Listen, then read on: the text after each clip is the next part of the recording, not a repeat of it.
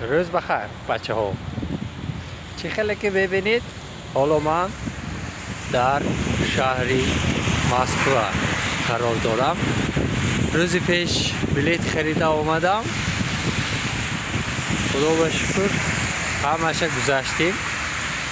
یک استریاتیپ هست که با شهر روسیه، فدراسیون روسیه آمدن بسیار دشوار است، پرابلم میگن. من خودم گذشته آمدم، یگان خیل و دشواری نیست، فقط یک چیز هست، همه یک بار پرویرکه کنم، میگرانت های دو بار پرویرکه میکنم.